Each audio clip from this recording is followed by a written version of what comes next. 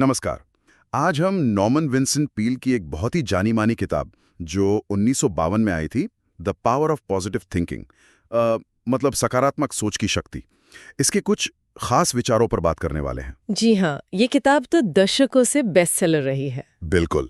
तो सवाल यही उठता है कि भाई इसमें ऐसा क्या है जो इतने लंबे समय से लोगों को अपनी तरफ खींच रहा है। हमारा मकसद असल में ये समझना है कि किताब कैसे ये दावा करती है कि भाई हमारी सोच हमारी जिंदगी बदल सकती है। सही। क्या ये बस वो अच्छा सोचो अच्छा होगा वाली सीधी सादी बात है या फिर इसमें कुछ कुछ गहरा है? हाँ, इसमें और भी परतें हैं।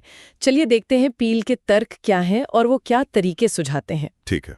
तो देखिए, किताब का जो बिल्कुल केंद्रीय विचार है वो ये है कि हमारा मानसिक रवैया, मतलब हमारी सोच, सीधे सीधे हमारी हकीकत को बनाती है। अच्छा। पील का तर्क है कि अगर मन में शक है, डर है, हार के विचार हैं, तो नतीजे भी जाहिर है वैसे ही होंगे। और इसके बिल्कुल उलट, अगर सोच पॉजिटिव है, उम्मीद भरी है, तो वो ना सिर्फ आत्मविश्वास जगाती है बल्कि मुश्किल हालात से निपटने के रास्ते भी खोल देती है।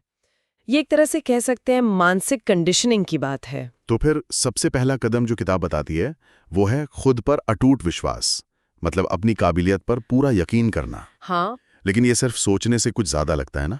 है ना? इसमें रोजाना वो पॉजिटिव अफर्मेशंस, मतलब सकारात्मक बातें खुद से कहना, दोहराना, उस पर भी जोर है। बिल्कुल। जैसे मैं ये कर सकता हूँ या हर दिन मैं बेहतर हो रहा हूँ। ये सुनने में तो बड़ा सीधा लगता है, पर क्या इसका असर वाकई इतना इतना गहरा होता है? देखिए, किताब के हिसाब से तो हाँ। तर्क ये दिया गया है कि लगातार पॉजिटिव बातें दोहराने से ना हमारे अवचेतन मन पर, मतलब सबकॉन्शियस माइंड पर असर पड़ता है। अच्छा, हाँ। और ये धीरे धीरे जो हमारी नेगेटिव सोच होती है खुद के बारे में, उसे बदलकर आत्मविश्वास पैदा करता है। और इसी से जुड़ा हुआ है दूसरा अहम पॉइंट, जो नेगेटिव विचार हैं उन्हें पहचानना और उन्हें फौरन हटाना। हटाना कैसे? पील इसे मानसिक सफाई जैसा कुछ बताते हैं। जैसे ही कोई शक या डर का ख्याल मन में आए, उसे होशपूर्वक, कॉन्शियसली एक पॉजिटिव रचनात्मक विचार से बदल देना। ओह, ये तो दिलचस्प है। मतलब ये सिर्फ पॉजिटिव सोचने की बात नहीं है, बल्कि नेगेटिविटी को एक्टिवली, सक्रिय रूप से नकारने का अभ्यास भी है। सही कहा। ये आसान नहीं लगता होगा, खासकर जब हालात मुश्किल हों, तब तो और भी मुश्किल। बिल्कुल सही कहा आपने, आसान नहीं है। इसीलिए किताब एक और सहारे की बात करती है, वो है आध्यात्मिकता और प्रार्थना। प्रार्थना? हाँ, पील का मानना था कि ईश्वर पर विश्वास रखना और रोजाना प्रार्थना करना, ये मानसिक शांति और अंदरूनी शक्ति पाने का एक बहुत अहम जरिया है। ये चिंता को कम करने का भी एक तरीका है। किताब कहती है कि समस्याओं पर चिंता करते रहने के बजाय उन्हें सुलझाने के लिए प्रार्थना करें और साथ में व्यवहारिक कदम भी उठाएं। मतलब एक्शन भी लेना है? हाँ, एक्शन भी। प्रार्थना को यहाँ एक तरह से अपनी परेशानियों को एक उच्च शक्ति को सौंपकर मन हल्का करने की प्रक्रिया के तौर पर देखा गया है। समझ गया।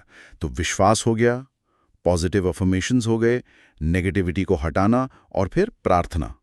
इसके अलावा एक और तकनीक का जिक्र बहुत होता है, मानसिक छवि बनाना, या जिसे विजुअलाइजेशन कहते हैं। हाँ, विजुअलाइजेशन। इसका क्या मतलब है किताब के संदर्भ में? इसका मतलब है अपने लक्ष्य को हासिल करते हुए मन में एक बिल्कुल साफ तस्वीर बनाना। सिर्फ देखना नहीं, बल्कि उसे महसूस भी करना, जैसे सफलता की खुशी, वो संतुष्टि का एहसास। अच्छा। किताब कहती है कि जब हम लगातार अपने लक्ष्य की पॉजिटिव छवि मन में रखते हैं और ऐसा महसूस करते हैं जैसे वो सचमुच हो गया है, तो हम अनजाने में ही उन मौकों और रास्तों की तरफ खिंचते चले जाते हैं जो हमें उस लक्ष्य तक ले जाते हैं। तो ये एक तरह से अपने दिमाग को सफलता के लिए प्रोग्राम करना हुआ। हाँ, कह सकते हैं, बिल्कुल अपने दिमाग को सफलता के लिए प्रोग्राम करना। तो ये सारी तकनीकें, विश्वास, एफर्मेशंस, नेगेटिविटी हटाना, प्रार्थना, विजुअलाइजेशन, ये सब मिलकर एक पूरा सिस्टम सा बनाती हैं। जी।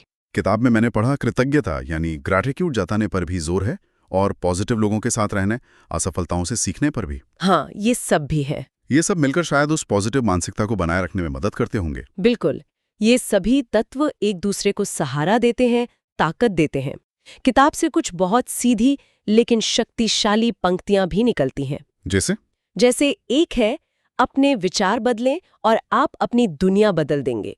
ये शायद किताब का सार है ना? हाँ, ये तो बहुत सुना है। एक और है, विश्वास वो शक्ति है जो असंभव को संभव बना देती है। इससे पता चलता है कि पील विश्वास को कितनी ज्यादा अहमियत देते थे। और चिंता के बारे में भी कुछ था शायद। हाँ, चिंता पर उनका कहना था, चिंता को विश्वास से बदल दो और डर गायब हो जाएगा। ये बातें सुनने में तो बहुत प्रेरणा देती हैं, पर असल जिंदगी की जो उलझनें हैं, जो जटिलताएं हैं, उनके बीच इन्हें अमल में लाना वही असली चुनौती होगी। बिल्कुल, और यही से वो दिलचस्प सवाल उठता है जिस पर सोचने की जरूरत है मेरे ख्याल से। क्या सवाल? देखिए, किताब पूरी तरह से सकारात्मक सोच और विश्वास पर ही केंद्रित है, लेकिन असल दुनिया की जो ठोस चुनौतियां हैं, निराशाएं हैं, कभी-कभी दुखद घटनाएं भी होती हैं। हाँ, होती हैं। उनका सामना करते हुए इस मानसिकता को कैसे संतुलित किया जाए? क्या ये हमेशा प्रैक्टिकल है? और अगर है भी, तो इस अटूट सकारात्मकता को बनाए रखने के लिए रोजमर्रा की जिंदगी में किस तरह के गहरे अनुशासन और अभ्यास की जरूरत पड़ती होगी?